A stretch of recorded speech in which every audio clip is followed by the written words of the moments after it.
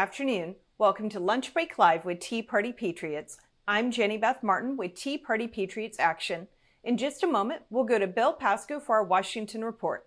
Before we do that, please take a moment to share this Facebook Live with your Facebook friends so they can get the Washington report and also so they can hear the call to action for the week. And this is Monday, and on this particular Monday, Devin Archer is in a deposition with members of the House Judiciary Committee and their staff. It is a closed-door deposition. It's my understanding that he is giving this deposition not under oath. The transcript of the deposition is supposed to be available on Thursday. So make sure that you're paying attention to any news that comes out tonight and later this week about his deposition, and watch for the transcript on Thursday and be ready to read it and pay attention and to potentially take additional calls to action, especially calls to action that may enhance and boost our efforts to call for an impeachment inquiry of President Joe Biden. And now we are going to go to Bill Pasco with our Washington report. Thank you, Jenny Beth. The House and Senate have both taken off for their August recess and will not return until after Labor Day. The Senate will return September 5, while the House will not return until September 12. Last week in the House came back to work on Tuesday and took up and passed two bills under suspension of the rules. On Wednesday, the House took up H.R. 4366, the Military Construction, Veterans Affairs and Related Agencies Appropriations Act for 2024. Through the course of the afternoon and evening, the House considered 10 amendments and agreed to 7 of them.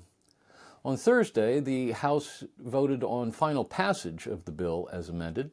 The bill passed by a vote of 219 to 211. Then the House moved to 2 Congressional Review Act resolutions of disapproval. S.J. Res. 9 disapproved of the rule submitted by the U.S. Fish and Wildlife Service relating to endangered and threatened wildlife and plants. The lesser prairie chicken threatened status with Section 4D rule for the northern distinct population segment and endangered status for the southern distinct population segment. S.J. Res. 24 disapproved of the rule submitted by the U.S. Fish and Wildlife Service relating to endangered and threatened wildlife and plants, endangered species status for the northern long-eared bat. Both of them passed on essentially party-line votes. And then they were done early. The House Republican leadership realized it still didn't have the votes lined up to pass the FY 2024 Agriculture Appropriations Act, so they kept the bill off the floor and changed plans and ended the session a day early. Last week in the Senate came back to work on Tuesday and voted to agree to an amendment to the National Defense Authorization Act offered by Texas Republican Senator John Cornyn. Then the Senate voted to agree to an amendment to the NDAA offered by South Dakota Republican Senator Mike Rounds. On Wednesday, the Senate considered 4 amendments to the NDAA. The Senate voted to agree to an amendment from Georgia Democrat Senator Raphael Warnock to provide enhanced protection against debt collector harassment of members of the armed forces. Then the Senate voted against an amendment from Texas Republican Ted Cruz to provide remedies to members of the armed forces discharged or subject to adverse action under the COVID vaccine mandate. Then the Senate voted to reject an amendment offered by Mississippi Republican Senator Roger Wicker to establish the Office of the Lead Inspector General for Ukraine assistance. Then the Senate voted to reject an amendment offered by Kentucky Republican Rand Paul to provide for the independent and objective conduct and supervision of audits and investigations relating to the programs and operations funded with amounts appropriated or otherwise made available to Ukraine for military, economic, and humanitarian aid. On Thursday, the Senate voted overwhelmingly to agree to an amendment offered by Wyoming Republican John Barrasso regarding nuclear security. Then the Senate voted overwhelmingly to reject an amendment offered by Vermont Independent Bernie Sanders to dramatically cut spending on the military. Then, by just one vote, the Senate voted to reject an amendment offered by Kansas Republican Roger Marshall to prohibit the flying, draping, or other display of any flag other than the flag of the United States at public buildings. Then the Senate considered 7 more amendments, of which it agreed to 5. And then the Senate voted on the bill as amended, and it passed by a vote of 86 to 11. And then they were done. Now, let's talk about the coming September spending fight. September is going to be busy. The House is scheduled to be in session for just 12 legislative days during the month. Those 12 days will be busy. The end of September is the end of the fiscal year, so that's the deadline for passage of the FY 2024 appropriations bills and also the FAA reauthorization bill. And while we're at it, that's also the deadline for passage of the Farm Bill and reauthorization of the National Flood Insurance Program. At this point, the House has passed precisely one of the 12 appropriations bills needed to fund the government. That puts the House one bill ahead of the Senate, which has passed precisely 0 of the 12 bills it needs to pass by the end of the fiscal year. On the other hand, for the first time in 5 years, the Senate Appropriations Committee has voted to send all 12 appropriations bills to the floor, so at least the committee has done its job. Remember, the House is going to be passing appropriations bills that fund the government at much lower levels than will the Senate. And then the bills are going to have to be reconciled in a conference committee. And neither side has any particular pressure it can bring to bear on the other to force it to cave. So don't be at all surprised if the end of September arrives and we haven't passed the spending bills and we end up in a game of high-stakes chicken that leads to a partial temporary government shutdown. Now an update on the envoy to Iran, maybe mishandling documents. You'll recall that several weeks ago we talked about Robert Malley, the Biden administration's special envoy to Iran. Malley had been tasked with negotiating with Iran over a return by Iran to the terms of the Obama-Iran nuclear deal. But after more than 2 years of attempts, Malley had failed to achieve that mission. Then in June, we learned that Malley had been placed on leave from his position at the State Department and had had his security clearance suspended indefinitely, but we weren't sure over what precisely. Last Friday, under pressure from Capitol Hill, the State Department gave the House Foreign Affairs Committee a classified briefing on the situation. But a Foreign Affairs Committee spokesman told the Washington Times that State had failed to give the committee any significant new information and had not explained why Malley's clearance had been suspended. Now an update on the Julie Su nomination. It's been 139 days since Deputy Labor Secretary Julie Su began service as the acting Secretary of Labor, while she waits for the Senate to vote to confirm her to serve as Secretary of Labor. That's longer than any cabinet nominee has ever waited for a confirmation vote when the president's party has controlled the Senate. And every day that goes by without a Senate confirmation is a day that sets a new record. With the Senate out until at least Labor Day, Su's record will continue to elongate. Now to the Biden crime family saga update this week. Well, let's take a breath before we get into this, because last week it got really interesting. On Wednesday morning, in a federal district court in Wilmington, Delaware, federal prosecutors and Hunter Biden and his lawyers gathered in the courtroom of Federal District Judge Mary Ellen Noreika for what they thought would be a routine sign-off from a judge on a plea agreement. The plea agreement had been announced on June 20.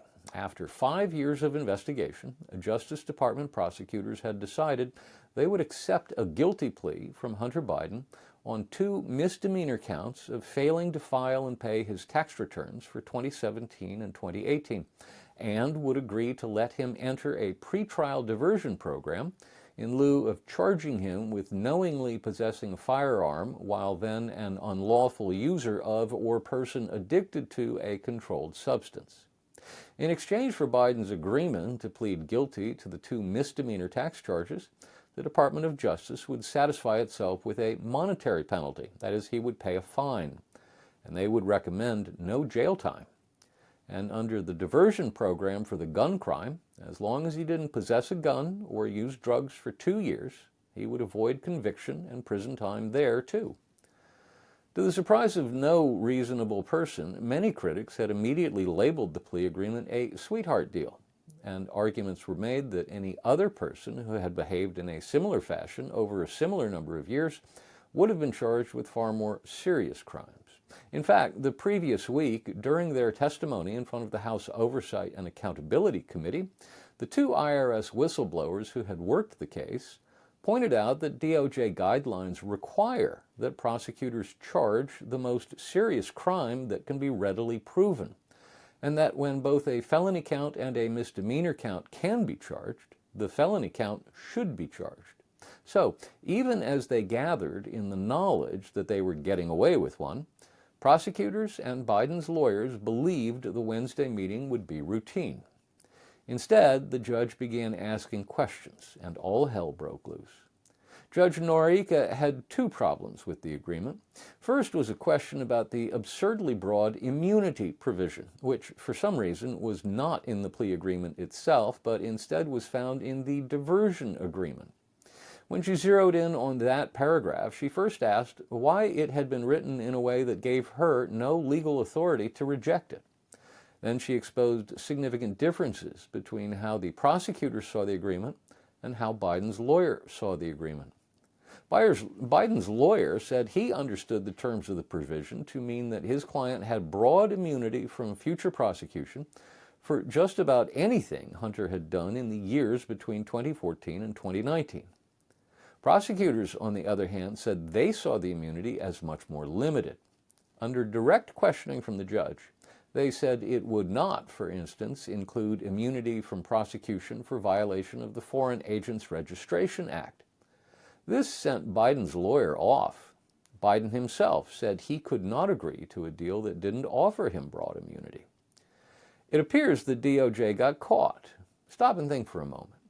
What the DOJ lawyers would have us believe is that in the middle of an ongoing investigation into serious matters and potential crimes, including failure to file as an agent of a foreign power, the DOJ would conclude a plea deal with a suspect. That just makes no sense at all. Regardless of what the words on the page said, DOJ had no plans to continue its investigation of Hunter Biden. This was it. And I'm quite sure that's what they told Hunter's lawyer. But that obviously wouldn't fly in open court. So when the judge asked the question out loud, the DOJ attorneys in the courtroom had to acknowledge that, of course, the investigation into Hunter was still open and could, therefore, possibly yield future indictments yet to be determined. Then the judge objected to a second part of the agreement, in the diversion agreement on the gun crime. Biden's lawyers were worried, as they were drafting the agreement, that Biden's father might not win re-election. In fact, they were worried that he might lose the 2024 election to a Republican, and that a Republican-appointed DOJ leadership team in 2025 might view the agreement struck in 2023 differently. So they wanted to remove review of the terms of the agreement as much as possible from the DOJ and put it in the hands of the judge herself. But the judge raised questions about the constitutionality of such a provision. Prosecutorial powers, after all, she pointed out, are found in the executive branch. The agreement as it was drawn gave her executive branch powers. Executive branch powers she did not want because she feared such an arrangement was unconstitutional. With the agreement that wasn't really an agreement in shambles on the courtroom floor, Biden said he would plead not guilty to the 2 misdemeanor tax charges. The judge ordered the two sides to go away and come back in 30 days. Don't get your hopes up. I'm still not convinced that the two sides won't be able to work out an agreement that serves both their interests. Because unlike most plea agreements where the prosecutors and the defense lawyers are adversaries, in this case, the two sides are in cahoots with one another. Neither side wants a trial, and neither side wants to see Hunter Biden in prison, and most importantly, neither side wants to see an investigation that could lead to Joe Biden remain open and active. Besides, there's a problem here that became obvious only when the plea deal blew up. There was never any indictment in the first place. Under more normal circumstances, the prosecutors would charge as many crimes as they thought they could prove. In this case, they likely could have charged multiple counts of felony tax evasion, as well as multiple counts of misdemeanor failure to pay, along with money laundering and potentially even failing to register as a foreign agent. And then, having scared the bejesus out of the suspect, The suspect's lawyers would be begging for a plea deal and would agree to save the government the time and expenses of going to trial by agreeing to plead guilty to a subset of the original charges. But in this case, there never was any indictment to plead down from. They just announced they had reached agreement on a plea deal before anyone on the outside even knew there were negotiations going on. And now that the plea deal has blown up, we have to wonder, would the DOJ have charged more serious crimes if they hadn't already announced a plea deal? Don't hold out for a special counsel either. A special counsel should have been appointed in this case the day after Merrick Garland took his hand off the Bible after being sworn in back in the spring of 2021. That he did not do so is a violation of the Justice Department regulations regarding the appointment of a special counsel in the first place. But it's too late to do much good now, and besides, it's not like Garland could be counted on to appoint a serious, independent prosecutor type who's going to look at the case with fresh eyes without fear or favor. That is, if Garland appointed a special counsel tomorrow in the Hunter Biden investigation, he'd be a hack, determined to not find any evidence of criminality, despite what the IRS's international tax crime investigators have already found. Stay tuned on the Hunter plea deal. More to come 3.5 weeks from now. Meanwhile, the House Oversight and Accountability Committee is scheduled to conduct a transcribed interview today with Hunter's former business partner, Devon Archer. The New York Post's Miranda Devine scooped last week that Archer is expected to testify that on 24 occasions, Hunter brought his father Joe into meetings with Hunter's foreign business partners, either in person or on speakerphone. That may be why there's been a subtle but significant change in White House messaging on the subject. Last week, after 3 years of sticking to the simple refrain that Joe Biden had never spoken to his son about his son's foreign business dealings, the White House press team began saying Joe Biden and Hunter Biden had never been in business together. Something tells me as more and more evidence reveals itself, that phrasing too may be changed because in business together isn't nearly as specific as it sounds. Hunter's former business partner, Devon Archer, has been convicted of fraud, and last month his appeal of his conviction was denied, so Archer is awaiting sentencing. On Saturday, the Justice Department added another log to the raging fire that is the accumulated proof that Biden has weaponized the DOJ against his political opponents. In anticipation of Archer's testimony today, DOJ lawyers wrote to the judge in Archer's case asking him to set a date and a time for him to surrender and begin serving his prison sentence. Why would they choose this particular Saturday to send a letter to a judge on a sentencing that's been waiting for quite some time is anybody's guess. But it doesn't take a rocket scientist to come up with a pretty good guess, does it? Florida Republican Congressman Matt Gaetz, outraged, demanded that members of the House Judiciary Committee return to Washington immediately for emergency hearings on this clear intimidation by DOJ. Several other members of the committee, including Louisiana's Mike Johnson, Arizona's Andy Biggs, Texas's Chip Roy, Wyoming's Harriet Hageman, and North Carolina's Dan Bishop, indicated that they, too, were willing to change their August recess plans to come back to Washington for such an emergency hearing. Stay tuned. And that's our Washington report for this week. Bill, thank you for that Washington report. And as I stated at the beginning of this Lunch Break Live with Tea Party Patriots, Devon Archer is in deposition right now with members of the House Judiciary Committee. It is a behind closed door deposition. Mostly, I think it is staff members from the Judiciary Committee who are interviewing him. And the deposition should be available to the public on Thursday. That's my understanding. So let's make sure that we are watching for that deposition transcript and that we're prepared to read it and take additional actions later in the week. For right now, the call to action for the week is for you to call your congressmen and also your senators, and most especially if you have Republican senators, to call them asking for an impeachment inquiry into Joe Biden. Go ahead and call for that. Last week, Speaker McCarthy was talking about it.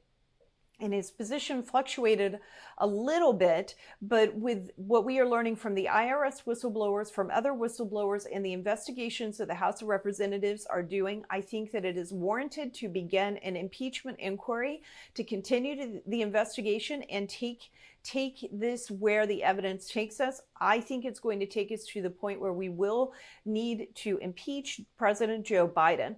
Maybe I'm wrong. Perhaps the inquiry will show something different. I don't think I'm wrong, but it's possible. And if that's the case, then we'll back out and not continue that call for his impeachment. But for right now, we need you to call your congressman and urge them to have an impeachment inquiry when they get back from their August recess.